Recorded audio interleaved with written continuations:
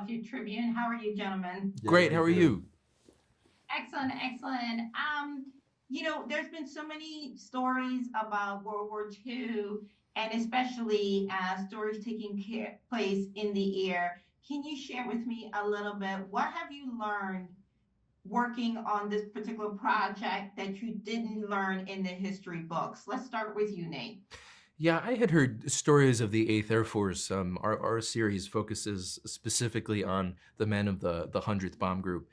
Their stories were new to me. I mean, the odds they faced up in the air, when I first came across what they were, the extraordinary circumstances they were put in, I just, it blew my mind. I mean, every day on this project, we were learning more about, not just the broader aspects of their effort, but, right down into the cockpit, how everything worked, how these planes worked, how these missions were flown. So there's just no end to how to the extent, to the depth you can go into something like that.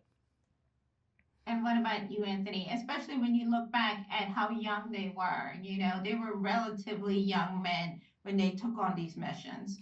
Yeah, I think that's one thing that the series does well is that we've cast so many young actors in it. Like we were like the old guards, we were like the old fellas on set, and we were 26 and 24.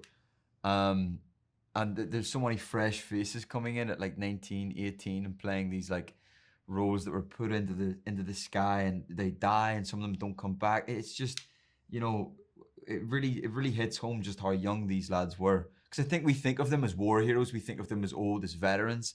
But what the series has tried to do is really focus and really hone in on just the age and just the youth of these boys. Staggering.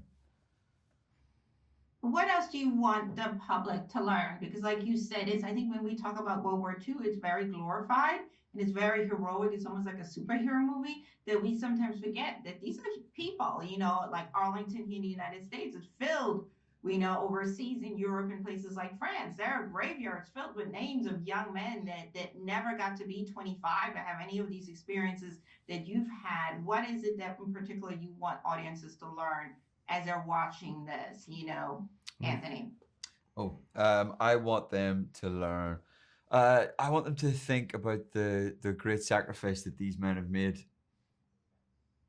And Nate? Yeah, I mean, Stephen and Tom and Gary, take that legacy, these men's legacy, their history so seriously, and our job, our roles is bringing these specific men to life, and doing a tribute to their honor and their sacrifice, and that's what we'd love for people to walk away with. Absolutely agree 100%. Excellent job. And I think it will make people, want to learn more about this particular part of World War II. I hope so. Thank you. Thank you. I think it's Katia. Hi. we- Katya Woods? Do we pronounce the H? You do not. Silent H. Katia. Okay, I like it better, Katia, anyway. I didn't. Thank you so much. I appreciate, and thank you for asking. I appreciate it. Not too many people do. I love Philadelphia.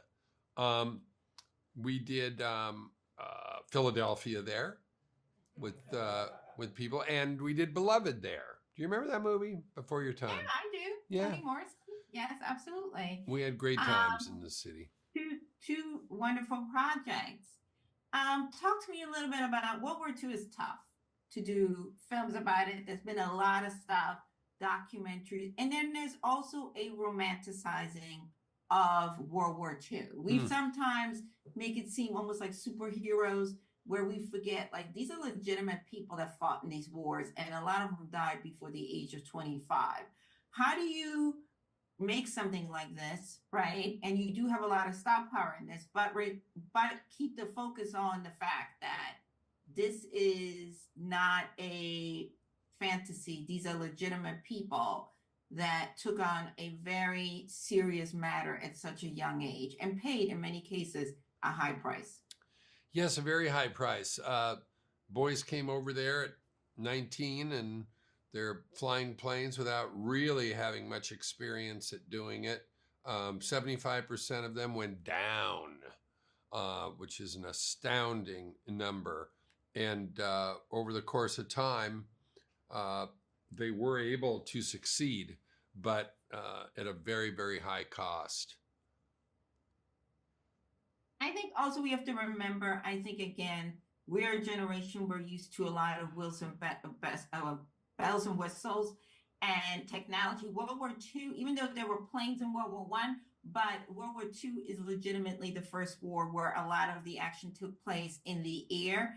And I think, again, because we're not taught specificity, that a lot of people are unaware that the Germans had the superior equipment, and the fact that the United States got into the war later, that the British were pretty much, as far as the Allies, out there fighting on their own and didn't have the manpower in order to talk about that aspect about it. Because again, well, those are when we great think of fighter beats. pilots, Yeah, the you know, Luftwaffe dominated the air. You know, exactly. nothing came close. They'd been bombing England for at least 2 years plus, and we grudgingly, I think, came over and tried to be helpful, and we walked ourselves into something that we really didn't know how to win. You know, at the time, because the Luftwaffe was unimaginably great and was ahead of us in training and in air power. So it was a harrowing mission to go on. I want to answer your question, but I don't know if I did. Yeah, you did. Because again, I think, because the way history is taught, it's to kind of like say, hey, everything was great, we won, but not really being in the details, the price that was paid for that victory. Do you know what I mean? Yes. And I think your series does a good job of taking away some of those blinders. Yeah. Is No, that what people get from that? Well, we want to tell the truth, say what really happened, that we did not get our stuff together until, later in the confrontation. So luckily, we were able to do that. The 100th Bomb Group was a big part of that.